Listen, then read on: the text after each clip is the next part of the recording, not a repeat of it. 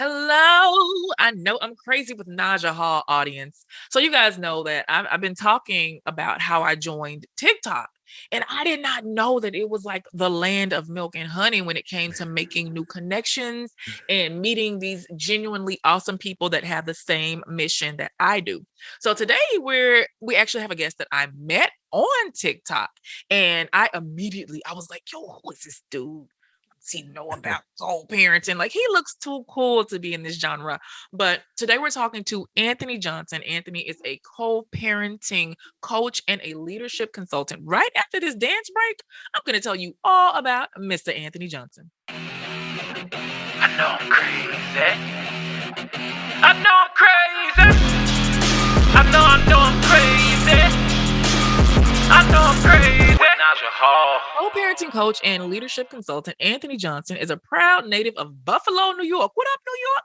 He obtained his Bachelor of Arts degree in Multidisciplinary Studies from West Virginia University. His minor is in Entrepreneurship and Leadership Studies. It makes him a strong advocate for personal growth and leadership development. 18 years of military service. Anthony, you do not look like you are old enough to have been in the military for 18 years. But after 18 years of military service, it provided Anthony with the opportunity to train and mentor hundreds of our military service members. As the current owner of Continuous Journey LLC, Anthony strives to change the lives as a co-parenting coach and leadership consultant. That's a great mix, by the way, Anthony.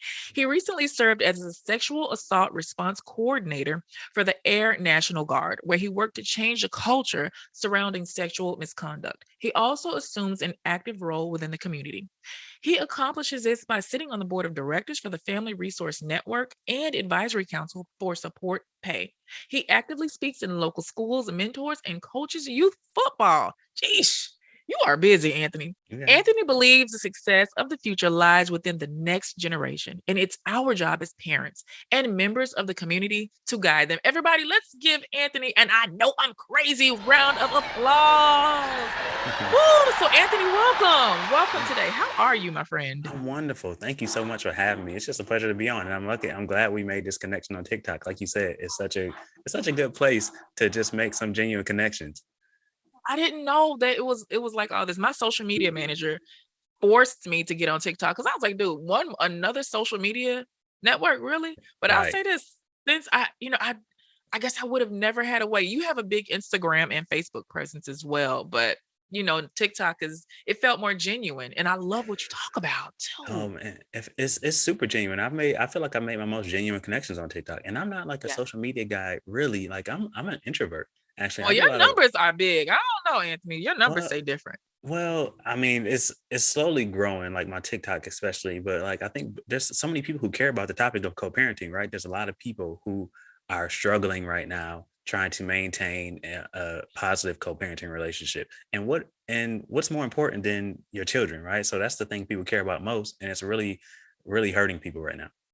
Heck yeah. So I have a question though. How are you meshing your co-parenting expertise with your leadership consulting? Like, do the two kind of mush and mend into one another? Can you play off one of the other? Absolutely, 100%. How? Because I feel like being a father is my biggest leadership role, right? Mm, So it just organically ties in. Whenever I go and do a presentation or a workshop about leadership, I always include anecdotes and little stories from me being a father, right? And mm, how I manage my children and how I parent my children, how I lead them. So being a parent, a mother, a father is the ultimate leadership role. I feel like it yeah, fits in perfectly. It's almost easy to yeah, mesh it in together. that's true. Being a leader has so many moving parts. I'm reading this book right now. It's called My Grandmother's Hands. I highly recommend it if you are Okay. ready to be triggered for any human being out there. I don't care where you're from or how old you are. One of the things that he stresses in the book, he's like, we don't own our children. Mm, And one of the things that I see with when we have co-parenting conflict, which is what I specialize in, and mm. is also what you teach and how to resolve it, I see people that really think that they own these little beings by means of control. How would you speak to that statement? We don't own our kids. We don't. I will first say I agree with that, right? Like, and I've seen a quote. I haven't read that book, but I'm definitely going to check it out. A quote that says, right, our kids don't come from us, they come through us. Right. Yes. And Yes. like, it is not my job. And I struggled with this, because my son is so I have two children. Um, my son is 10 and my daughter just turned 9. They're 16 months apart. And my daughter is a lot like me. All right. Very calm, just chill, relax. We enjoy the same things. My son, polar opposite. He's just like, he's wild, he's emotional, he's impulsive, Like everything, me. like all the things that Me I and him didn't, will get along. right? All the things that I didn't identify with, personally. Right. And I found myself like trying to, in certain instances, trying to make him more like me because it made me more comfortable. Right. It's And easier it too. was more manageable for me. Right. And then as my evolution as a parent and growing, right, I had to see like, oh, that is not, what am I doing here? Like, I need to cultivate who he is, right? And let him be who he is, and showing that he's loved and accepted no matter who he is. I don't need him to be like me. I don't want him to be like me, right? Because all he's going to do is feel like he's not loved for who he is. So, Mm. no, he does not belong to me. I do not get to dictate who he becomes, right? I get to guide, my job is to guide him on this journey of whoever he wants to be, right? So no, he Mm. does not belong to me at all. He belongs I to. don't get to dictate who he becomes. So to kind of let's segue into my next question. Mhm. When we think of co-parenting, especially conflict, there is dictatorship that happens. It's one parent thinking that their opinion or their perspective is more important or holds more weight than the other parent. Anthony, how the heck, if you not saying you, but if a Mhm. person that's listening to this has a co-parent that does think that they are the more important parent, so that means they are trying to dictate many things, including the other parent's relationship with the child and who the child is going to become. How are you supposed to get through to a counter parent? What are you supposed to say to them? What do you do? In a Uh-oh, situation, he had to right? sigh. I had to sigh too. Because this is so situational, and let's talk about if we're dealing with a generally healthy individual, right? Let's start Okay. there. Like, if we're Okay. not dealing with somebody who is like proven to be like narcissist, right? Hmm. So, because sometimes there's no reasoning with these people, right? But if you have somebody who is reasonable person normally, um, you have to let go, right? One of the first things you Mm. have to do is you gotta let go You of gotta control. let go. Huh, And that's a lot of internal work. So you're just making us do internal work. you gotta, and that's where you go. You have to do the internal work. Right. So if you are a parent, no matter who, if you're not a parent, you gotta do the internal work. So Yeah. one of my jobs as a parent is to make sure, like, we all have been through things as kids growing up. Like, I've been through traumatic experience. I grew up in a rough neighborhood. I've seen some traumatic stuff. I've been through a lot. So one of my jobs as a father is to not let my mess can we cuss on this podcast? Not, it's You not, can, yeah, because it's called I Know I'm Crazy. So you can okay. say whatever All right. you want to. All right. So, all right. I just, want to be mindful of your Go on viewers. and cuss. Say All right. So, cuss. look, my job as a father is not to let my shit spill over onto my kids. Right. So that Yeah. means whatever shit that I had to deal with growing up and unresolved trauma, right? I got to deal with that so it doesn't spill over onto my kids. Oh, So first of all, if you know that you're but a that means control, you are a healthy, centered person then. or, working at it every day, right? Yeah. So your job is to deal with that, heal that trauma, whatever you got going on. If you know you're a control freak, go to therapy and figure out how you can work that out, right? Because one of the things that's so subjective when it comes to co-parenting is what best for the child, right? So it could be Subjective. Yes. very subjective in in a lot of cases, right? So even something like bedtime, right? Like, if I say we need to put the kids to bed at 9:30 and you put them to bed at 10, right? And there's parents who believe, like, you know what, if you can't get them on a proper schedule, then maybe they need to be at my house more often because Ooh. of, you know, because of the Yeah. half hour, because I think 9:30 is best and you think 10 is okay, 10:15, Mm-hmm. right? Absolutely. So though, if you're gonna keep trying to fight those little battles, you're gonna lose. You're gonna make co-parenting very difficult. Some things you gotta let go, right? If you are a normal balanced person, so what you're saying, and we're talking to balanced people here, we're gonna talk to the imbalanced people because a lot of y'all are imbalanced that listen to this podcast too. Y'all know it because I get your emails and your DMs. Um, But if you're a person that's able to center themselves and you see that a lot of the conflict is coming because you disagree with how the other person runs their home, and it's not necessarily harming your child, meaning your child is not going to be traumatized by this extra hour or 2 Mm, hours difference in your home and your co-parent's home, mm, then you need to find a resource so that you can deal with it better, right? What mm, are, aside from therapy, like what are some resources where a person that's balanced, mm. where can we go to be like, yo, I know I'm tripping, besides this podcast and besides Anthony's TikTok? Besides this podcast and besides my TikTok. So there are one of the things that I encourage people to do is join, like, you can join Facebook groups, right? Yeah, Because it's like free. there's a lot of free Facebook groups for motherhood, for fatherhood. There's I do a show every Tuesday evening with the Fathers' Rights Movement. I have a Facebook group for co-parenting fathers. All right. And get some input from other people who are experiencing the same thing that you are, right? Hmm. Because there's a whole community of people who are going through this. You are not the only one.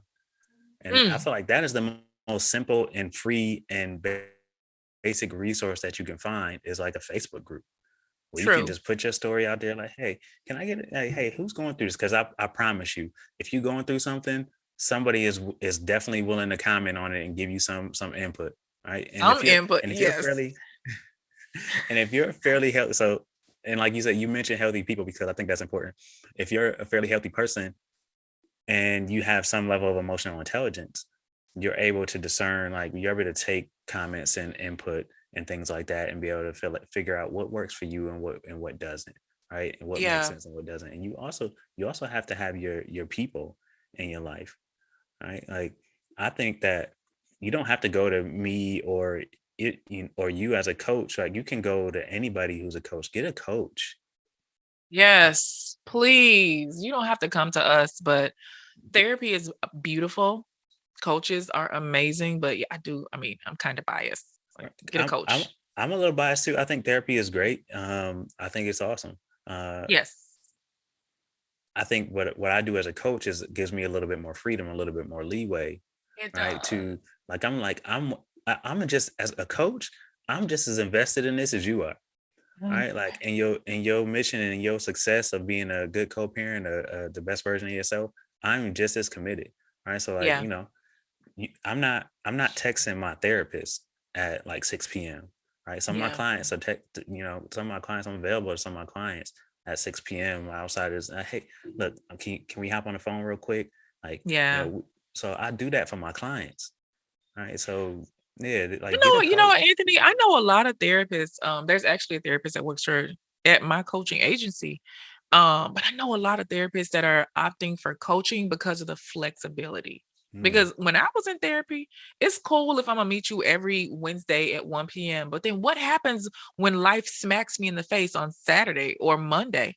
hmm. Just having, like, I do the same thing with my clients. Like, you have access to me because I care. Once I stop caring, that's when I'll quit. But Absolutely.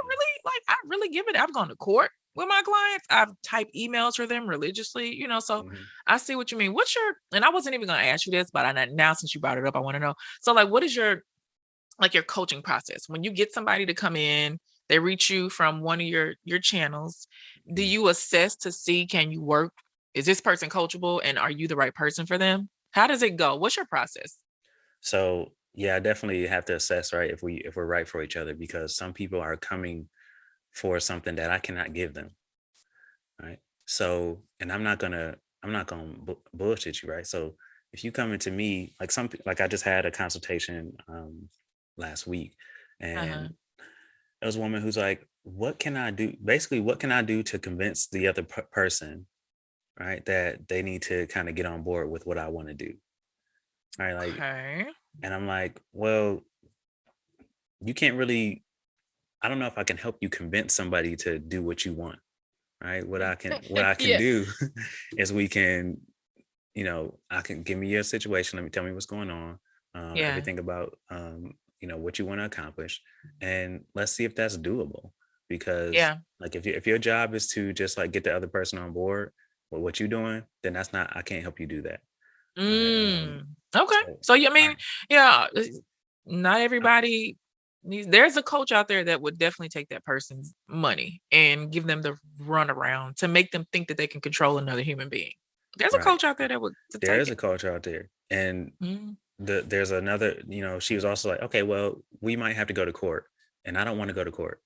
And Okay. I'm telling now, and I'm telling, she's like, well, what can I do to avoid court?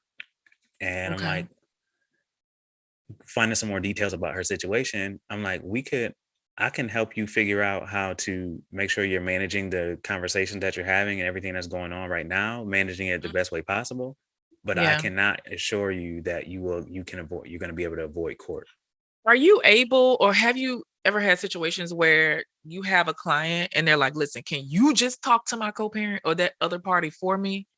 Have you done that?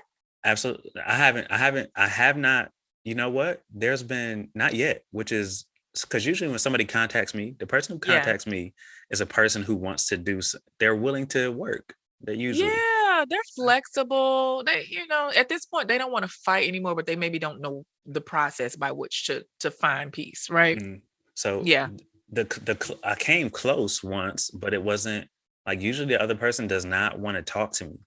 All right. So Yeah. they Especially if you're from the person that they don't like. They're like, oh, I trust you. I'm talking to you. right. So and what I tell people is like I'm willing to do whatever, right, is best for the situation. If they want to have a Yes. conversation with me, I will gladly have a conversation with the other party. If at some point we're going through this coaching process and they want to get on board, let's bring them on board. Right. Yeah. Yeah. Um, but I'm not going to do the work for you. All right. And I'm not going to do it in a way that you want me to do it.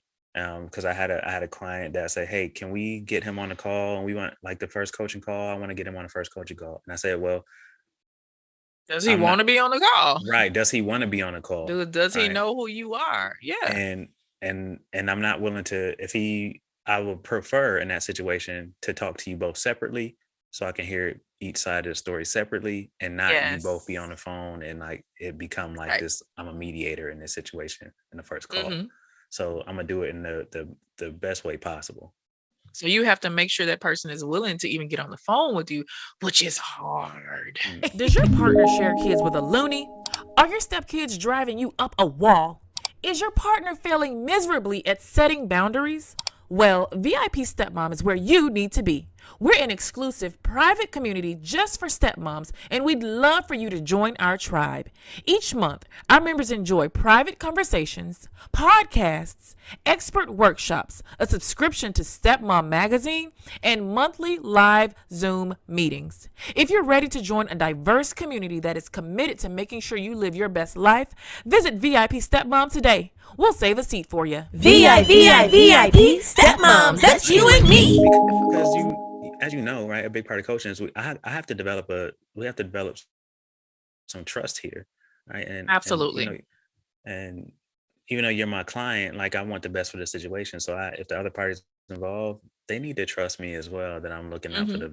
I'm a neutral party in this. I'm not this person's lawyer who's trying to get the best And that get is paid. hard. That's so difficult.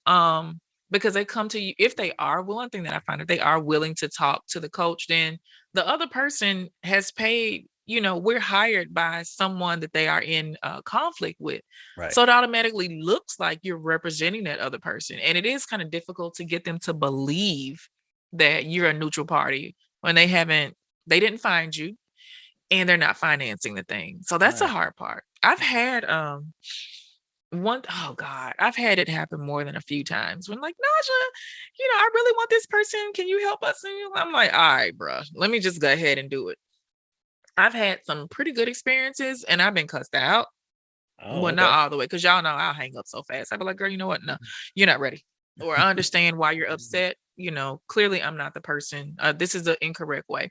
And then I've had some instances where I'm like, I've been able to tell my client, you are literally dealing, and because I do have a therapist, like there's a licensed therapist that's able to diagnose, because I needed that, because coaches, I'm not the type of coach that is licensed to diagnose. Right. I just own like all the DSMs and I've read every fucking oops. Why did I say oops on my own podcast? Like I'm Uh, like I'm not gonna edit that out. Like I haven't read everything that you guys have on what makes a person a borderline or a narcissist. But I've been able to tell people like, listen, baby Bob, this person that you sent me to reach out to, they definitely talk to me. However, they are keenly disordered. Mm-hmm. And if I was a betting woman, I would say they are a narcissist or I'd say they BPD. However, I am not licensed to say that to you, but just understand if I couldn't get through to them, like, you guys are going to have your day in court, so I have had that experience. Yeah. And sometimes people just need to know, listen, it's not you. You are not the crazy one. You have a co-parent that is gaslighting you and will do everything in their power to hurt you, even if that means harming the child. So yeah. Hi. Oh, so I have a question for you. Am I allowed to ask Oh questions? I yeah, know you this is can your ask. podcast. This Let is me a ask some questions. conversation. Of No, all course right, you well, can. shit, then let's do it. You can ask me It's anything about you to be want. it's about to be my podcast. I'm gonna ask some questions. Look, when you so okay, how do you balance, right? How do you find the balance when it comes to, right? So there's clearly a lot of people who are dealing with other party who's a narcissist, right? I know you just mentioned, right? You're not the crazy one, right? But there are some people who are dealing with narcissism who also has they got their own stuff too. They got a little bit of crazy in them too, right? So how do you find that balance with your clients to be like, okay, this person is crazy. On the other side, they got some stuff they need to deal with, but okay, honey, let me tell you what you got some stuff you need to work on So too. that's why I call this podcast I Know I'm Crazy, because I too know, I realize I am such an imperfect woman. I've had some very skewed perspectives. I've had to ask for forgiveness more times than I can count. I give love away freely, but I also know none of us made it out of childhood okay. We all walked away with something. Right. For some of us, that's abandonment issues. For some of us, we were treated poorly, so we had to develop the coping mechanisms, which gives us the traits of a narcissist. Meaning I've been so hurt that I'm not listening to other people and I always know I'm right, and it makes you appear to be a narcissist. When a person comes to me though for coaching, that means they found trust in my voice. They deem me, and I'm using air quotes for those of you that are listening, they deem me as somewhat an authority and the person that's going to help them solve their problem. Right. I also say the people that come to me, Anthony, it's not a specific race, age, anything. They are just they're not very simple-minded bitches and dudes. There's some very complex thinkers. So if I say, hey, let's kind of dial it back, because I see you have a pattern of handling this type of conflict by lashing out. Let's talk about this pattern of lashing out. Why do you do that? And then they'll literally get into a story that more than likely goes back to childhood or some sort of derogatory experience that they've had that makes them react this way. And I'll say, see, you're acting from a place of trauma, right? And I'll say to some people, they would give this type of trauma that you have a name. I do have some clients that I have said, sweetheart, I've studied borderline personality, in and out, both personally and professionally. You need to go speak to a therapist because I think you might need to get a diagnosis. I'm gonna tell you this, Anthony, I've not been wrong one time. And just depend. Like some people would say borderline and these diagnoses don't mean a thing anymore. And guys, they might be proven that they're trash, because we do know when they made up these different diagnoses, the test subjects were white males, affluent white males. So people like me and you and women were not included when they were naming these diagnoses. So I mean, they could be wrong, they could be off, totally off base. So when I have a client come in, I'm like, they already know that they trust me. And I've, like you said, you and I, Anthony, we build rapport with our client. Right. And I say, okay, so straight up, let me tell you, are you ready for this? And I always give it to them. Grandma said, you give 2 doses of sweet with the bitter. So when she would make me have Robitussin, she would like give me a little bit of honey with it. And so I'll give them 2 things that I love about them. And I'll say, this is something that I've noticed though. I have noticed that you contribute to the conflict by doing this. And by that point, they trust me enough. I've buttered them up enough. So they'll listen. Yeah. They'll listen. And if they fight me back, they might get mad for 20 minutes, but I'm like, you paying me. And I'm invested in this. So we're going to keep talking through this. That's it. That's what I do.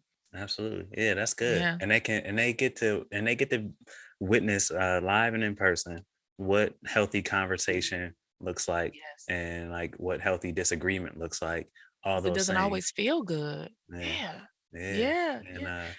and I feel like it speaks so much to what we've been talking about, and this was something I wanted to mention earlier when it comes to people trying to control their kids and like saying like, okay, my kids belong to me. And like when you give up control, the less the it's the it's less likely that your kids are going to have the same trauma that you had, right? Because I feel like Mm. our parents were trying to control us out of fear, right? Because they didn't Yes. know no better, like out of fear Yes. of how we was going to turn out, what was going to happen to us. And like my job as a parent is to let my kids, especially if I'm in a healthy place, I'm it's good if my kids are going through stuff. It's good if they experiencing like hardships in life because now they got me to You guide are them their through it. guide. Yes. Right? You They you got know, me now. yes. I was at the playground the other day, with one of my girlfriends and her 2 kids, and these 2 little girls, they love climbing the monkey bars. Like, they'll go up 20 feet, and they don't care that there's concrete underneath just waiting to crack their heads. Mhm, And I'm like, "Oh my god, I'm such a helicopter parent person," mhm, like, friend, like, whatever, auntie. And so I'm seeing them, and I was like, "Girl." She was like, "Naja, it's not safe for them. I've told them so many times." And she did tell them to come down to a safe place to where if they would have fallen from 6 feet, they're mhm. not gonna crack anything. Yeah. But she was like, "I gotta let them fall." She was Mhm, like, "The world is waiting for them, and while they're in my care, if they fall here, I can show them how to bounce back and develop resilience." mhm, She was uh-huh. like, "It's so hard for me to not butt in, but they have to have their experiences." They have to. So here's a question I have for you because I see a lot of mothers, like you said, go join the groups so you can get perspectives. What I did when I first started having a blended family conflict, I was like, I want to see the perspective of the person's group rather, not that particular person. But I was like, let me just go somewhere where women might have her same perspective. They see themselves as struggling single mothers. Yeah. And so I started to join the groups just to see like what their perspectives were, like how do they see the world, so that I could maybe understand. So one thing that helped me to do was to take myself out of it and be like, Naja, you are not centered in this person's experience. You Mhm. don't have a place here. But then that's my question for you is, how do you, and I'm gonna next, of course, I'm gonna ask you about your situation, but Yeah. how do you make it so that you are able to see the other person's experience without harming yourself? Well, you say to see the other person's experience without harming Yeah, like yourself. how do you get their Elaborate on perspective? that. You're your co-parent or someone that you are helping as far as being a coach. You want to show them that, listen, you aren't really centered in other people's experiences. Like me, Naja over here, I'm not centering Anthony's experience, Anthony's day. But I want to understand it. Mhm, So then how do you, and let's just speak of co-parents here. mhm. How do you have and develop better question. How do you develop empathy and compassion for a co-parent that gives you a hard time? Well, if you can, all right, so like I have to replace, like some of us know that we are, like when it comes to being a parent, especially with co-parents, we get, we can be really judgmental, right? I think a lot Yeah. of people know, they know that when they can be judgmental. And it's like whenever I do a workshop, I'm talking to people, I'm like, you have to be able to replace judgment with curiosity and compassion. Like Okay. whenever, Curiosity and compassion. Okay. right? Because you we are a sum total of our experiences. You got to this perspective in this point in your life based on your experiences. So I need to learn. I need to come from a place of learning. I need to seek to understand before I seek to be understood. Right.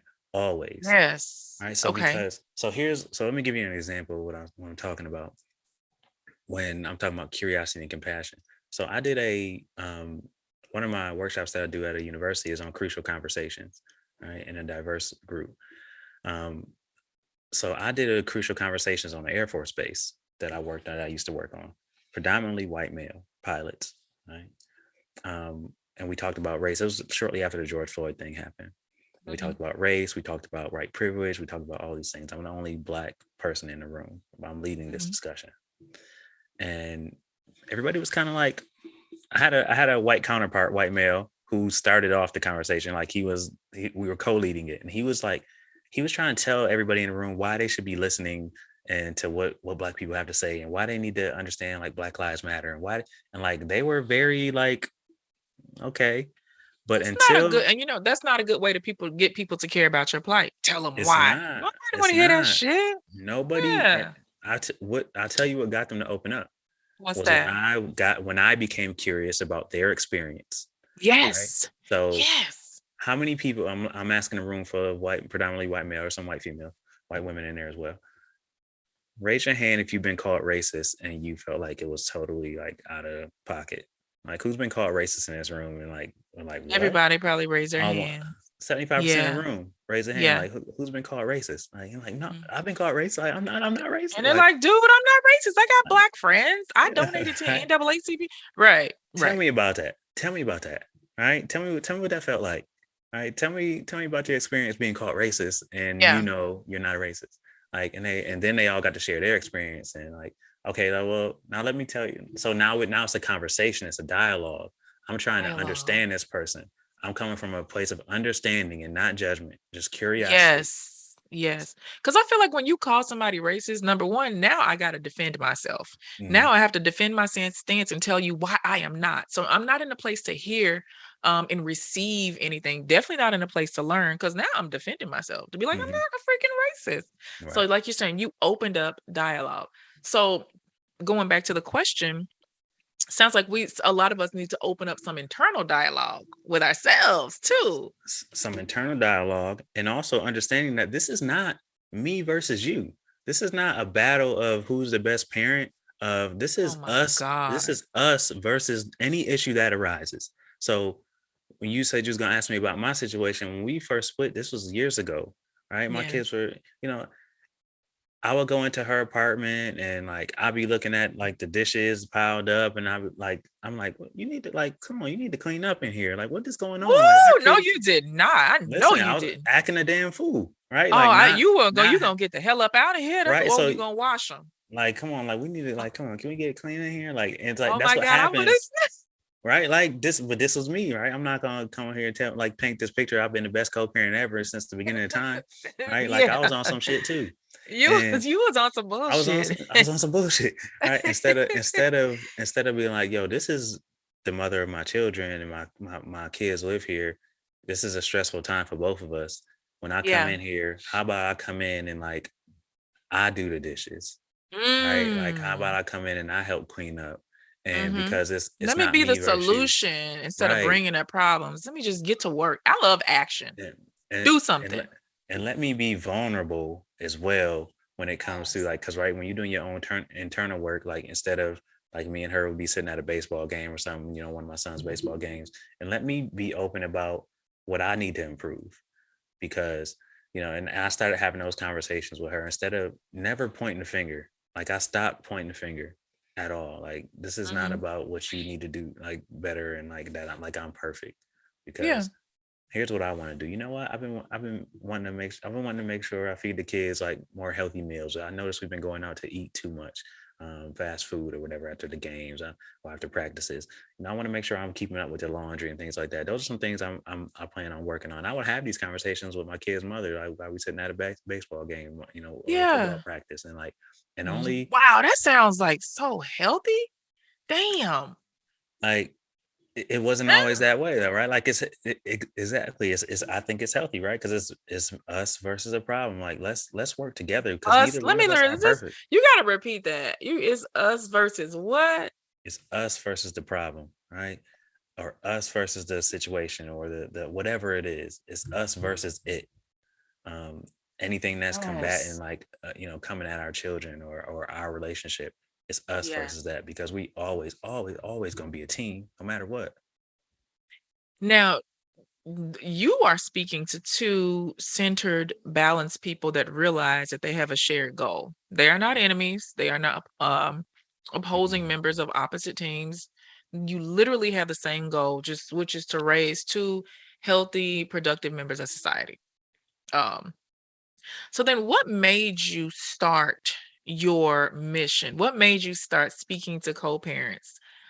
I want to know kind of the backstory, because everybody knows my backstory.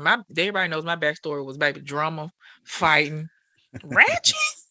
It was I need hardships to that hear kind more of about led me that. to the, oh yeah, it was Uh, hardships that led me to mine. But then I want to know, like, what started your mission, your passion? like, well, they say, when you can find something that you love to do and get paid for it, like that's the sweet spot, right? That's where you want to be. Yes. So Yes. I've always been most passionate about being a father, right? Yeah. So I didn't have, my father wasn't around. And so Okay. when I was a kid, I couldn't wait to have kids because I wanted to show them what a father was supposed to be. Mm. And I so, hear a lot of people, men and women, that grew up without, one of their parents say the very same thing. It's like, and you guys become exemplary mothers and fathers because you become that which you did not have. right. I guess as a way to reparent yourself too. I'm sorry for interrupting you. No, you're good. You're good. And in a way, it's like if you ever heard that quote, like you ask two sons, like two people who are brothers, and you ask one's an alcoholic and one's not, right? Like you ask one, like, hey, why you drink so much? Man, I saw my dad was an alcoholic. You ask the other one, how come you never drink? Because my dad was an alcoholic, Yes. right? It's like Yes. it can go either way, right? Yeah. And I started doing leadership consulting, right? Like military background. Um, I've always been in leadership roles, captains of my sports teams and things like that. Always been in leadership roles. And so that was my thing. I'm like, man, I'm heavy. I love leadership. But like I said, whenever I would What's talk your about it, sign? I always ask people. I don't believe in astrological stuff. Scorpio. You're a what? Scorpio. Scorpio. Okay, I don't know too much about Scorpios. So I'm Okay. like, that's fire, right?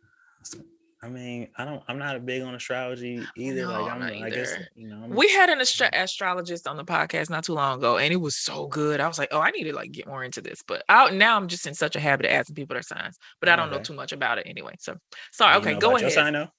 I mean, I know about mine because I Google mine. I know about mine and my husband's and like people that get on my nerves, but I Mm, don't know any Scorpios like that.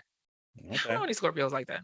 But I'm sure That's you all right. guys out there listening do. So if y'all get to this point, DM me and send me some stuff about Scorpio so I can know.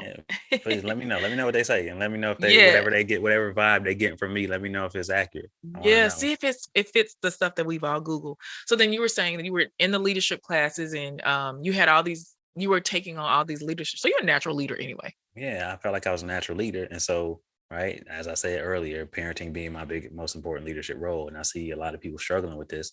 Man, and in my presentations and stuff, I'm always talking about fatherhood and how Hmm.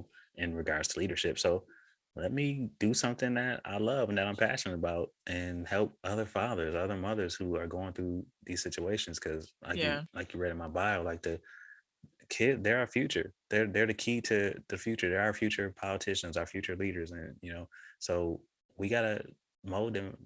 Do our best to guide them in the right direction. What's more Have you important ever than had that? your co-parent on your TikTok or your Tuesday talks? No, I haven't. That's an interesting question, and I think I may keep that separate. I don't know. I may or may not. We'll see. Maybe in the Yeah. future, but I haven't yet. I'm not opposed to it. Yeah. I thought about doing. I took a little break from actually social media for a minute, and I'm about to get Good. back on it this week because I'm like I said, I'm an introvert, and being on Good. social media a lot, it drains me. Even after I do a presentation, like I'm drained afterwards. I need to go. I need everybody want to go hang out. I'm like, no, I'm gonna go back to my hotel. Yeah. Um, You got to recharge and yeah. reboot. Yeah. I Um, understand. and they don't know this, but I took a picture. So my fiance and my kid's mom, we were at a soccer game yesterday, and I took it. They were sitting next to each other and they were talking, and she had her new baby right there, and my fiance had her 3-year-old there. And I took a picture of them, and I was gonna post like something about it on my TikTok about like co-parenting, like how here's my Yeah. this is my past and this is my future, like, but they're here, You better not together. call that woman your past, but she gonna be like, Now, I got not your kids. not Hold I wasn't gonna say Pat. I was actually thinking it's funny you say that because I'm like I can't use that word. When I said that, on. when No, I was you saying better. that to myself, I was like, I said I gotta At put least you that have word the in a different way. introspection to be like, nah, let me not, because I understand what you're trying to say, but you're like, nah. Mhm. But that's like an exemplary example of a beautiful blended family. And some sort of way you have a healthy co-parent and you have a healthy fiance, and these two women understand you being the man in the middle. Which we talk a whole lot about because man in the middles, they really be bullshitting and dropping the ball sometimes. and They making be it on some, hard for I mean, everybody. they do be on some shit. Like, ain't, Oh my God, we're gonna talk about that next though. yeah. So, but I think that's a beautiful example of just showing like the flow that's happening in your life because you're about to become a stepdad. Mhm. You are a stepdad, and then your children have a step parent and a new sibling. And if you and your fiance decide to grow your family, like it's just there's a lot of moving parts that are happening It with is a the lot of kids at moving the parts. center, right? Absolutely. Absolutely. Yes. Yes. Yeah. How do you feel about becoming a stepdad or being a stepdad? I love it.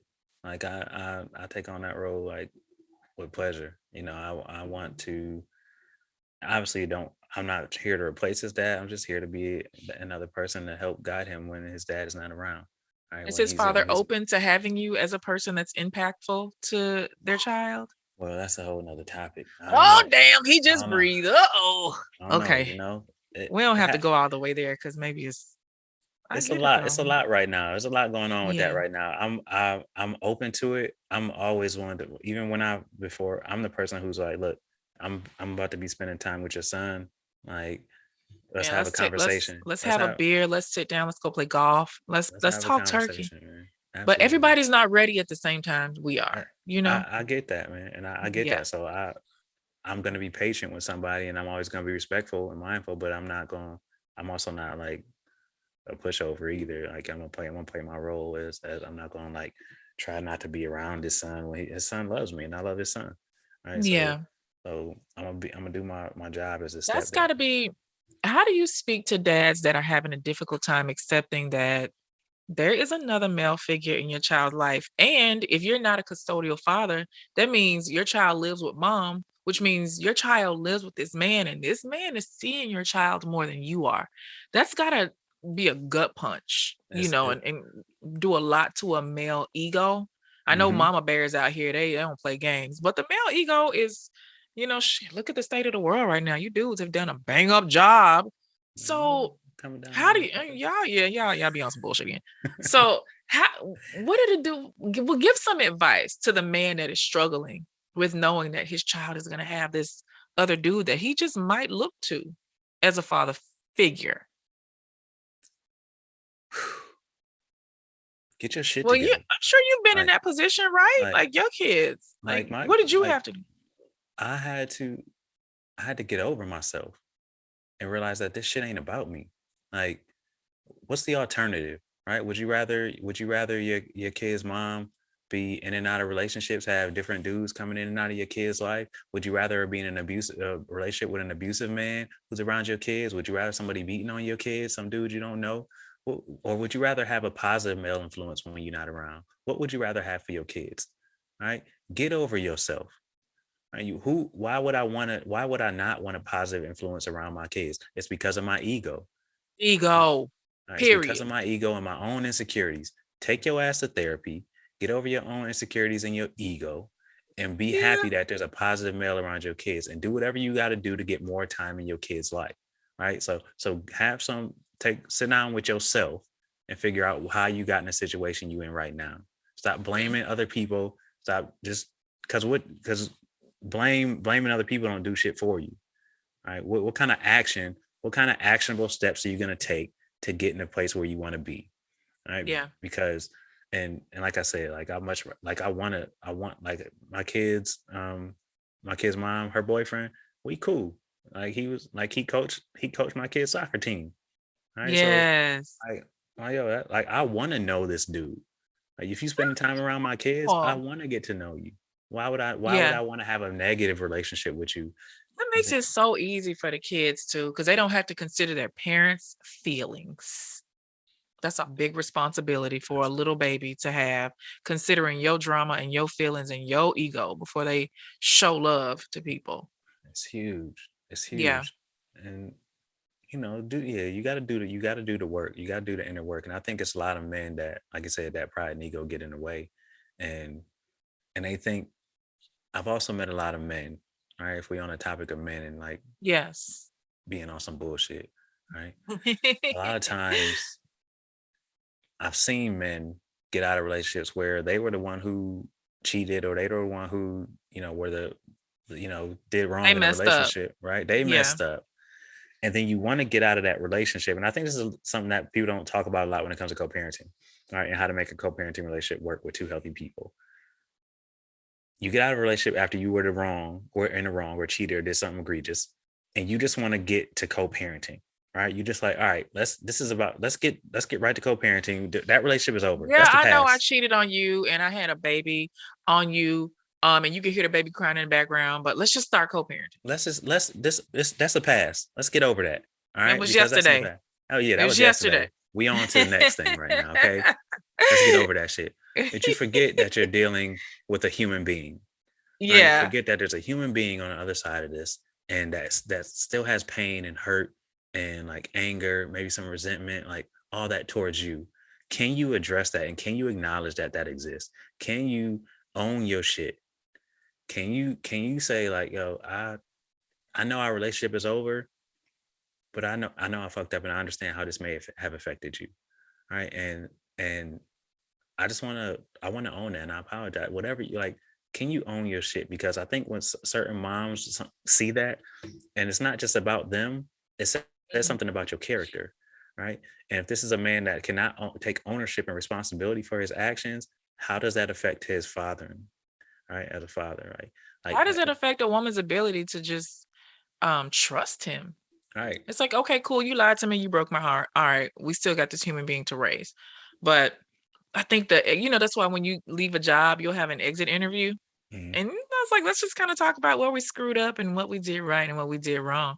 Yes. So then, but I commend any human being that is co-parenting or is in a romantic relationship with somebody and it ends bad or good, it ends.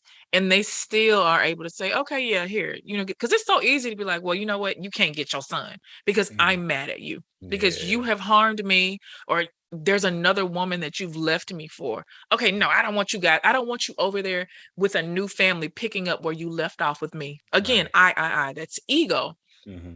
I commend anybody though that can just be like, it's not about me. I'm gonna let the kids have this experience while I still mend my broken heart. Yeah. I, I agree with what you said though. It's a lot. Mending a broken heart, I wouldn't wish that on my worst enemy. I think we've all felt that feeling.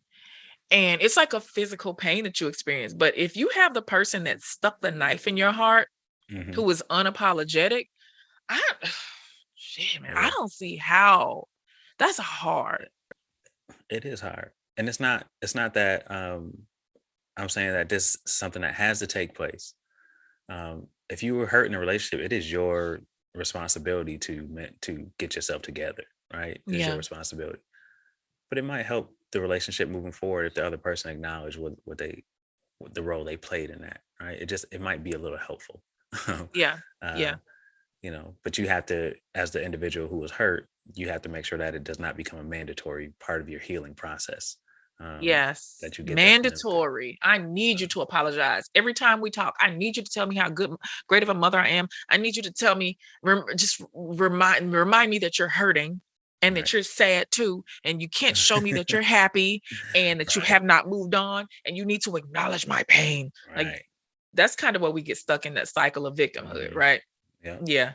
So let's talk about my favorite N word. Wait, no, my favorite N word is nausea. So my third favorite N word, narcissists. You Mhm. address them quite a bit on your page and in your work. You address them. And I feel like the internet has just saturated. Oh my God, Mhm. everybody's ex Very is a much. damn narcissist. We're all experts now. um Not the but case. some of us do have the opportunity to co-parent and coexist with these types of people.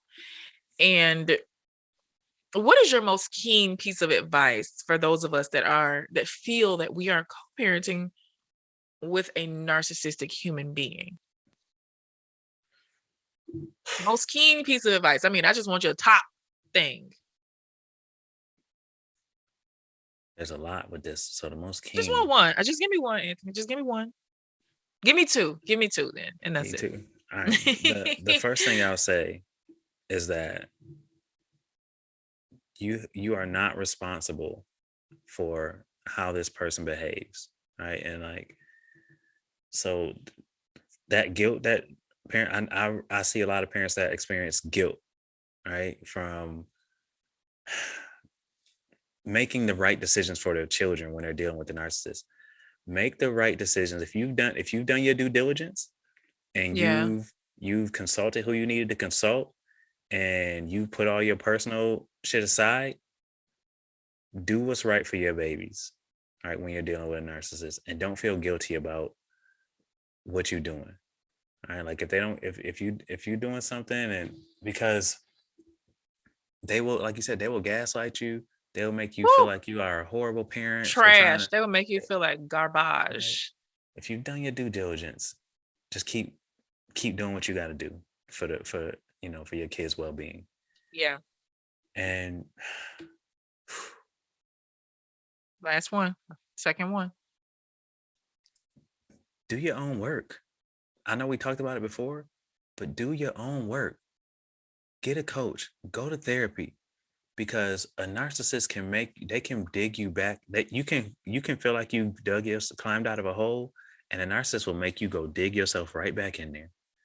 Right? Like they will make you feel they have the power, or you give them the power to make you feel horrible, to make you feel like you're a bad parent, like you're a bad mother or father, or like you're Yeah. not doing the things that you're supposed to be doing. And you told yourself 100 times, I wasn't going to get back into an argument with this person again. But then you went back and you got into an argument. You got sucked back You got into sucked it. back in. I'm about to stop explaining myself. And then boom, next thing they made you feel like crap, you start explaining yourself again. That same old pattern. Same old pattern. Do your work so you do not go back into those patterns.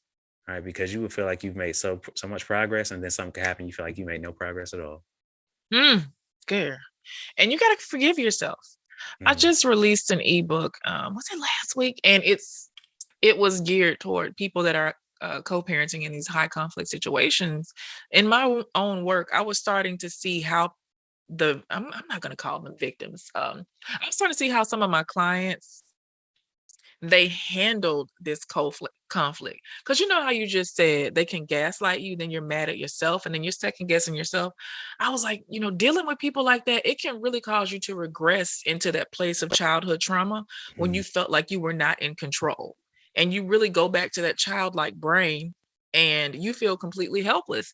And I was like, really dealing with a high conflict person will really kick up the dust off of some of that resolved and unresolved childhood trauma. So I was like, yo, we really got to do the work just to be like, listen, I am healed, but I'm coming across like a person that is abnormal. Yeah. It's not normal to be nasty and want to fight all the damn time. Like you got to be a bitter bastard, to just want to live in a state of chaos. You just got to be a foul person to do that. Yeah. Stop trying to reason with them. Like, that's another one. If we could add one more. Stop trying to reason. Yes. Stop trying to reason with a narcissist. Like, they are not seeing things from a lens of reason and logic. Right? It doesn't. They don't. They're matter not what capable. You think makes sense. Right. If you think, hey, picking up the child instead of me coming to the school, both of us being at the school, why don't you drop them off on Friday and I pick them up on Monday? No, that is not going to work. Well, why the hell not? Because I have to see my child. And you're like, bruh, you can FaceTime. Like, calm down. Like, really, like, because relax. You suggested it and I would not do. Right. Really is because you suggested it. It is kind of a great idea, but I didn't come up with it. So now I'm not doing it. And I don't care if it's easiest for the kid. I don't care. Like, that's just not what we're doing. Nope. Yeah. So then as far as I want to kind of get back more into step parenting and because you've kind of seen it on both sides. You've seen your children's mom have to accept and learn to accept a new feminine energy in her children's life being impactful. Because I imagine it's got to be hard to watch someone that you once cared for, who maybe you can't stand, or maybe you're kind of just tolerating right now. They are moved on and they're happy, and they're giving this new person the things that you want. Damn, if they just would have given me that or been that or done that, we could have worked out. I still could have kept my family together. My kid wouldn't be this so-called statistic. I would not look and feel like a public failure. So that has to create some feelings of, even for a very balanced, healthy woman, it has to create some feelings of disdain, resent, the opposite of joy. Mhm. So your children's mother has had to see you in that situation, and you've also had to watch her. She has a new baby. She Mhm. has a partner now. And so you as a man, you also had to be like, damn, she got a baby for this other dude. Like, and then you have it on both sides where your child, you are also dealing with somebody who is not as refined, whose ego is not as refined. And so they are having a bit of difficulty right now in this moment, not forever, Mhm. with Hopefully. That's it. accepting, hopefully, prayerfully. Oh, I just said a lot of things and I forgot the question. Y'all know I forget. I always forget the questions because I talk so damn long answering the question. So just I didn't ask you a question, but just start talking off of what I just said, Start Anthony. Because speaking I to don't. that. So, so Yeah. yeah, you mentioned like, well, one of the things you mentioned was how, and I was gonna say something about this earlier about like I think people get out of relationships and they see like somebody potentially happy in another relationship and they're like, Yes. man, like now like I got all the bad part and they get the good version of this person. Yeah. And like Yeah. and that's not always the case. Yeah, that's not always the What do case you for one. mean? Because it looks like it's the case. So what do It, you mean? well, shit, like just because it looked like it don't mean that's what it is. It may Hey, be right. People grow and people evolve, and that may be the case. And one like of the those things, BBLs, just because they look like it, I mean, shit, let's stay they don't, focused. everything you see ain't real. So Yeah. No you shade to know, BBLs though. no, No none at shade. all. Like you don't know, but you Hmm. don't know what's going on behind the scenes. Like if Right. um, so it's like one of the questions I like to ask my client, like tell my clients to ask themselves is like whenever you thinking about why is something happening to me, because a lot of people ask themselves that question, like why is this happening? Like why is this happening to me? Yes. And Yes. Yes. it's like Yes. you really have to reframe that. That comes from that question comes from a place of victimhood, right? The why is this happening to me? You really have to reframe that and ask yourself like, why did this have to happen? And like when you ask yourself like, why did this have to happen? It comes from a place of like learning and perspective and gratitude, Why did this have to happen? right? Because life Okay. will keep giving us the same lesson until we learn it, Man, I've been right? smacked a few times with the Right. same hand. So if I lost my job, if I lose my job, right, and I gotta, one of the things that I have to look at in the situation is, um, like when I ask myself why this had to happen, I'm like, there's some people I know lost their job and they had to come in that process, they started their podcast. In that process, they started their business, or in that, Yeah. something happened in that process, right? And Mm. so if you ask yourself, like, and if you would have been like, why is this happening to me? You would have stayed in that depressed state. You would have stayed in that Yes. state of victimhood. And when you Yeah. ask like, Yeah. yo, why did this have to happen? Well, now you start creating ideas. Now Mm. you start moving forward. What It's is the like, opportunity that I mhm, gained from this bad thing that what is happened the to me? opportunity, right? Like Yeah. I didn't want to have any other kids, right? Um, she did, my ex. Mm. She has another child now. She She got to grow with her with a, family. with a man that Yes. didn't have a kid and wanted kids. So, Wow. you know, why did this have to happen? Right? Because That's a great perspective. you don't you may not know the answer in the moment, but at least gets you seeking for answers in a progressive mindset, right? In a Mm. mindset where that's moving forward, so you can start taking action in that direction. Right? It doesn't keep you in that space of victimhood. So Wow. she has I love her little baby boy, and I love that kid. Like every Yes. time I see him, I like he smiles and like I want to hold him. Oh, Like, so you can be like Uncle Anthony or something to him. It's like so yeah. does it are you guys at the point to where when your kids coming to and are they're with you that she sends their sibling to? Are you guys at that point yet? Is the Oh, sibling old enough? not yet, not Okay. yet.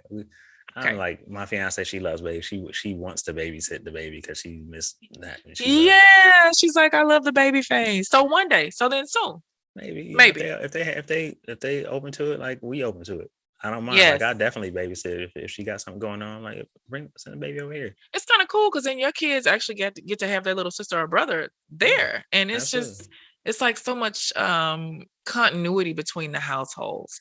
I really love that last thing that you just said. Why did this have to happen? Anthony, if I could speak to you for like another hour, I completely would. Mhm. But I told you I was only hold you for an hour. So, but let's do this though. Let's do this. You and I are going to continue this conversation on my private forum, VIP Stepmom. So if you are a member of my stepmom space, then come on over there, because Anthony and I are going to continue the conversation and he'll be giving us some advice based on that. But for those of you that are stopping the journey here with us on this particular show, podcast hour, I thank you so much for being here. Anthony, can you tell everybody how they can find you, how they hire you as a coach and find you on social media and all that good stuff? Find me on social media at the Co-Parenting Coach on TikTok. That's my biggest space right now. That's the space I'm in love with right now. Like, Well, you're TikTok doing it. You're doing your thing over there. So yeah, the Co-Parenting Coach on TikTok, or go to the coparentingjourney.com, www.coparentingjourney.com, and you can book a consultation with me through there or through TikTok. Those are my major spaces. And if you want to find me on Instagram, which I just started a new one for my co-parenting, I'm AJ the Co-Parenting Coach. Okay. Instagram, which is a small account now, but I'm okay with that. It's not about I don't care about numbers. Small but mighty. Numbers, Yeah. we get so convoluted. Oh, What's your man. numbers like? You're like, dude, come I on. do not care about numbers. I care about helping Yes. people. I care about changing lives. I care about people being the best parents they can be and not ruining their kids' lives because they can't get over their own shit. Get over our own shit, y'all. And then ask yourself, why did this have to happen? And on that note, everybody, thank you so much for listening to another episode of I Know Our Crazy with Naja Hall. We are available everywhere your favorite podcasts are streamed, but I know this is your favorite podcast. I will see you Tuesday after next. Everywhere. I Know I'm Crazy with Naja Hall. I know I'm crazy. I know I'm crazy. I know I'm crazy. I know I'm crazy. With Naja Hall.